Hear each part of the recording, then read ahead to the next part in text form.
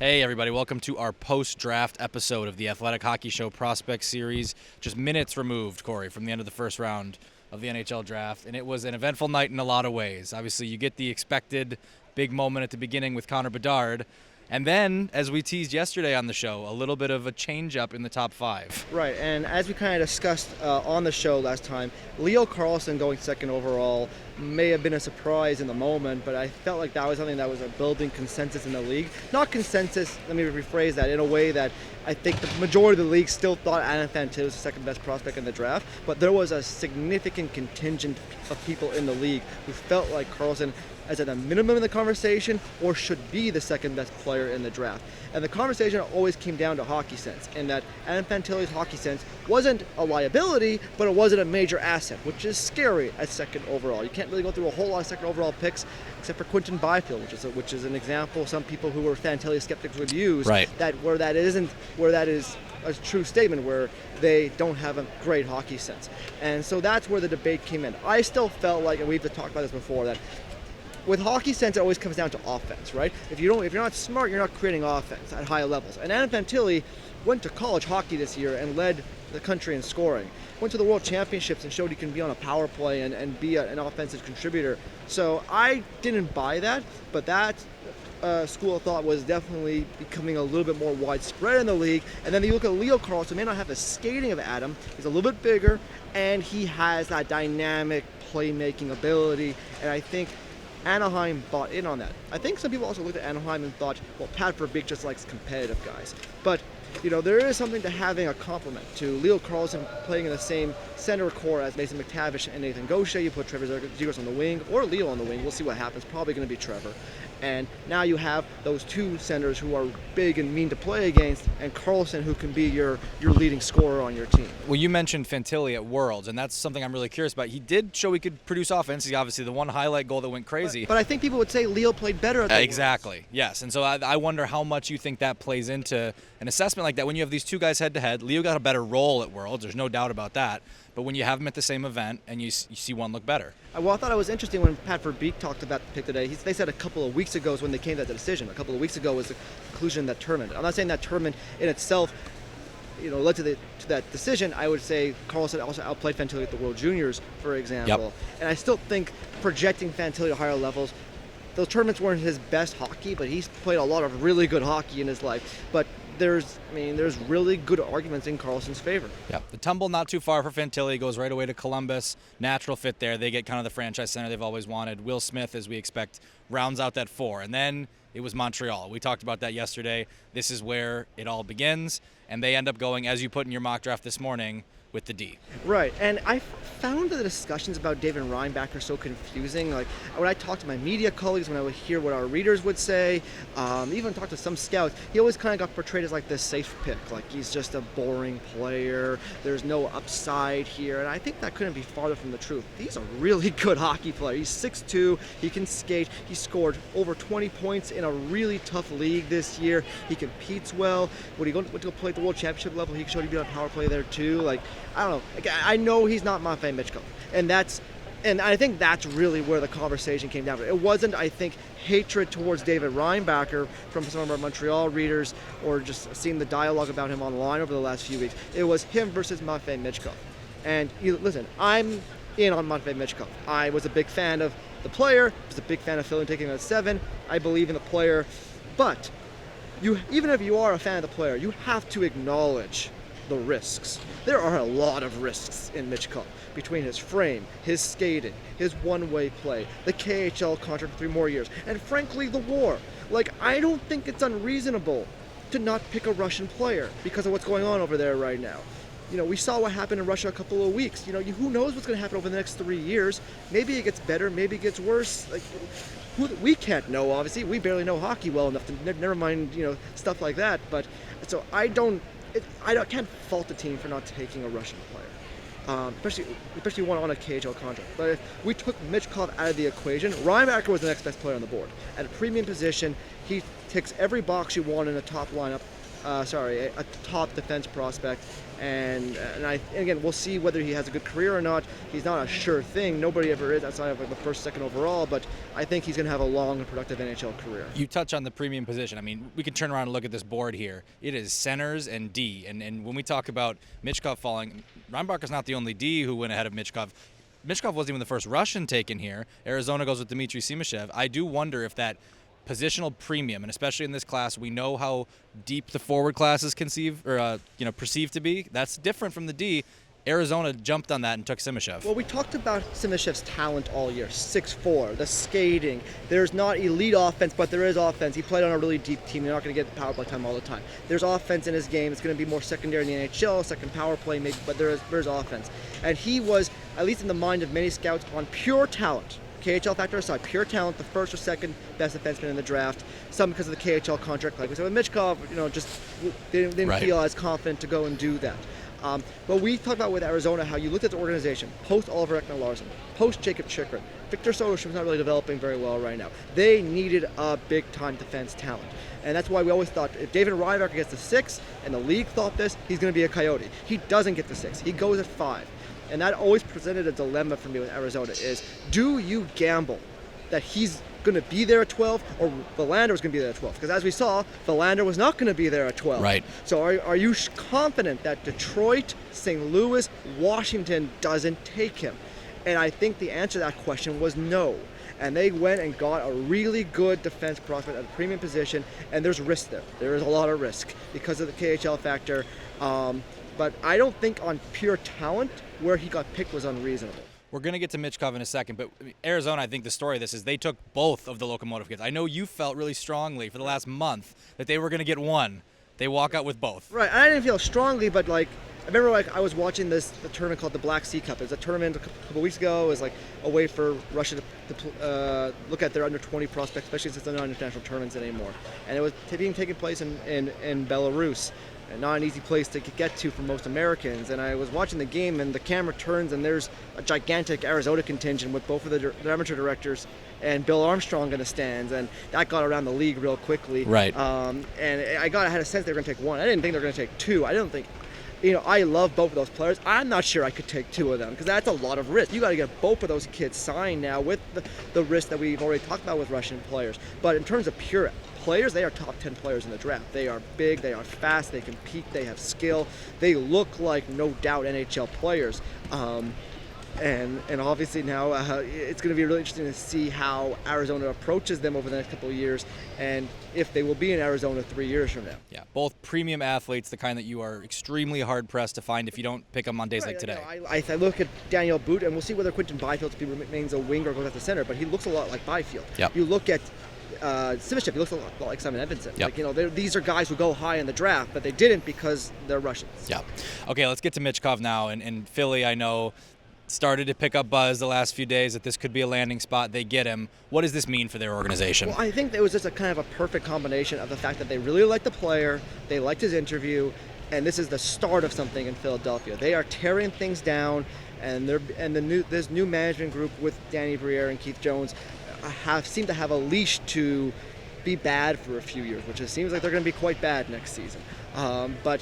With Michkov, they could wait 3 years. So now you've got Cutter Gauthier, who looks very promising right now. And now you add Michkov, and you add Oliver Bonk. You're probably going to have a high pick again next year, and likely the year after that too. And Michkov now comes to your organization when you're ready to start turning the corner, and probably right around the time when, if you're not starting to win, the fan base is going to start getting a little bit impatient with Regehr. But I think there was a lot of things there that made perfect sense for Philadelphia. Yep, as a landing spot for sure. All right, what did you make of a few of the? We get Ryan Leonard today. I don't want to skip over Capitals fans. I'm sorry, but we do need to move along here. That was an expected one in that group. So he goes to Washington. What did you make of Nate Danielson at 9? That was one where it starts to open up a little bit. Yeah, and as you kind of know, maybe some of the people who've read my work, I'm a fan of Danielson. Yep. I thought that's right where he should have gone. I think in my mock draft I said 9 to 11, 8 to 11, or what it seemed like the range where I thought he was going to go in the draft. He's 6'1.5", he skates well, he competes well. There is offense. I've seen people say he doesn't have offense. I kind of think that's BS. I mean, you really look at some of his comparables. You look at, say, Dylan Cousins' production in WHL his draft year, draft -1. It's very comparable to Danielson.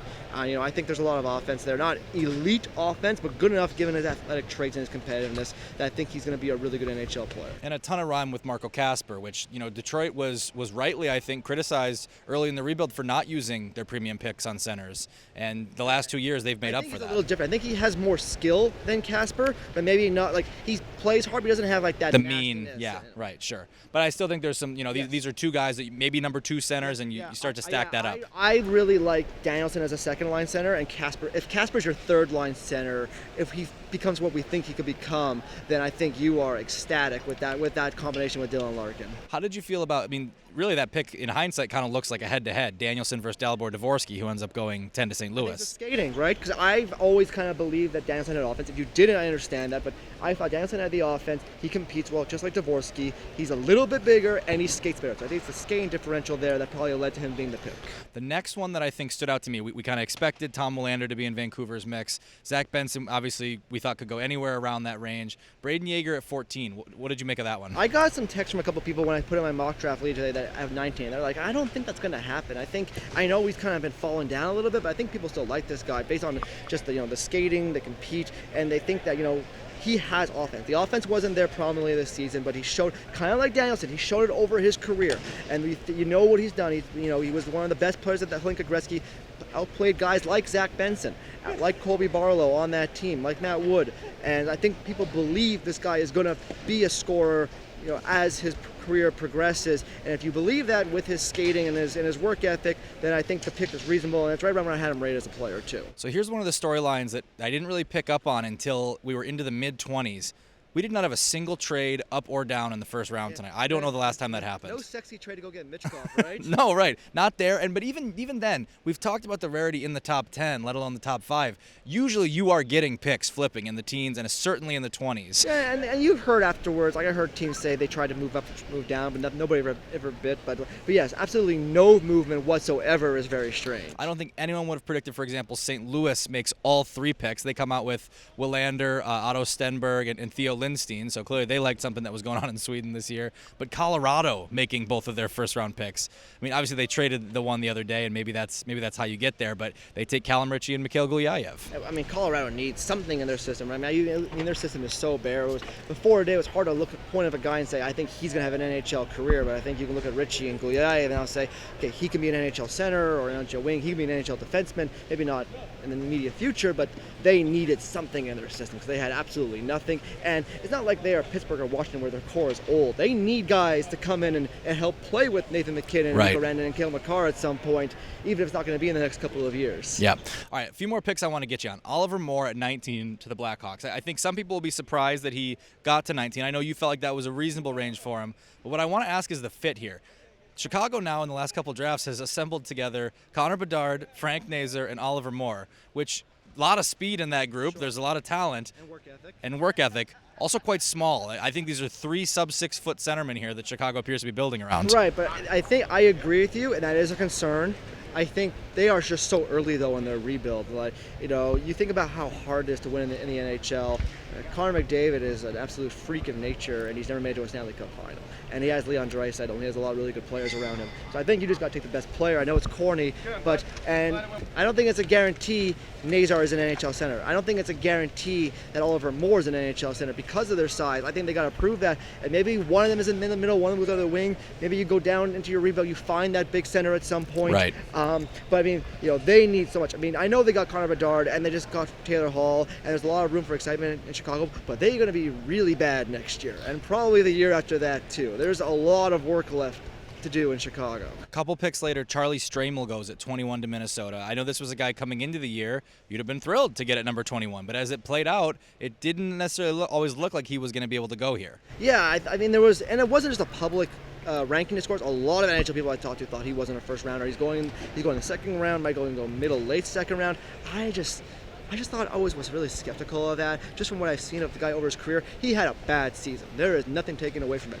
I had him rated right around there as a player, and I would tell you there was nothing I saw this year that made me think he was that good. It's all based on what I've seen previously, because college hockey is really hard for a draft eligible to step into and be successful. If they are successful, they're like Matt Wood and they go in the top 15, or they're like Adam Fantilli and they go at 3, or Matt Beniers or Kent Johnson. So it's really hard to be successful as a draft eligible.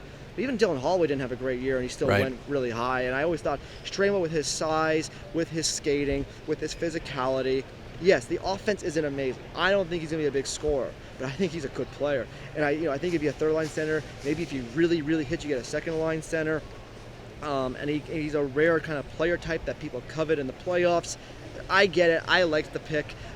It's kind of funny. I think with Staal, if he didn't play a game this season, he hurt himself at the World Juniors last year. Let's say an injury we're taking him out all year. He's probably going top 15. Yep. So he has a bad year. Now he's going in the middle of the second round. I was really skeptical of that. The guy who fell later than I expected, and I think this is probably true for a lot of people, Gabe Perot gets to number 23 in the Rangers. That was a expected landing spot for Staal in some cases. Instead, they get one of the smartest and most skilled players in this draft. Right, and I think you look at the Rangers organization, what they covet, what they had, and I'm sure they came in today saying, we probably don't want to draft a small, slow winger. Left winger, too, right? Yes. But I think it got to a point, I'm guessing, I don't have to talk to anyone in the Rangers, I'm guessing it got to a point where he's probably like 10 on their list, and the next guy was like 20, and it's like, we have to take the guy, because he's the clear best player available. And Gabe was always a tough one because of the fact that he's this barely 5'11" wing, he's got this really scrawny frame, he's not a great skater. And I think a lot of people were worried about the development of his brother, Jacob Perot, who had the same thing. Super skilled, super intelligent goal scorer. But there was athletic concerns there, and he goes to the pro game. He's just going okay in Anaheim system. So I think, there was always this concern with Gabe. Some people loved him. Like, some people I've gotten texts are just absolutely shocked by how low he fell. But some were like, there's a lot of risks in that profile. I like the player. Again, I think the hockey sense is off the charts. He's just, you saw the skill in the offense. But that player type is risky. Like, he might be Cole Perfetti, and maybe we'll see how Perfetti's career goes. But he looks like when he's been healthy, he's been good for Winnipeg. But there's people who think that might be Sonny Milano again too. Yeah. So there's risk in the profile. I would take him higher, but I get why he went to 23. Big picture, we touched on it earlier, but there was really a focus, I think, on the premium positions, especially in the first half of that first round. You eventually do get that run on really skilled, talented offensive wingers at the back half, or the later part of the first half of the first round. But what do you make of that? Is there something to read into here? Is this anything new? I just kind of thought when I was going through the draft process and I'm reading about the draft and I'm seeing what people think players are going to go, I'm just like, that's not how the NHL looks. Small wings without elite skating. Small D, Sandin Pellikka goes 17. Yeah, he was always, I thought, the fourth best D in the draft. Small centers, like, Regehr was not going ahead of Danielson. Like, I thought the league drafted like how the league looks in the first 15 picks. Yep. And then you got into like the shots, whether it was, guys who lacked size or lacked skating or didn't play a premium position. I thought, for whatever reason, I thought there was a disconnect between the public and the teams. There always is, but I thought this year was especially pronounced. And I thought today you saw, no, this is what the NHL actually looks like. Yeah. Any other kind of overarching thoughts here as we go into day 2 or takeaways from day 1? What are you looking for tomorrow? I think a lot of the best players really went off the board. We were looking at my list right now, and I think like my highest rated player right now is 29. So right. If I was an NHL team and I was looking at my list, I'm like furious at the moment. You're trading down. I just got killed today. In that scenario, the one guy who I wasn't so high on was the Cowan pick at 28. I like the player. He's a good skater. He competes. Had a really good playoff point per game. Was a big part of that deep run by London in the OHL playoffs. Like I said, he looked really good this season in the OHL. I just looked at this guy. I thought he's barely 5'11". I don't think he's a good skater. I don't think it's dynamic feet. I don't think it's dynamic skill. I didn't love the fit there at 28. Obviously, Toronto did, so time will tell who was right on that regard. That was the one that surprised me there a little bit. Awesome. I think that's going to do it for us today. We'll be back at this tomorrow, bright and early, and we'll talk to you guys again soon. Thanks for listening.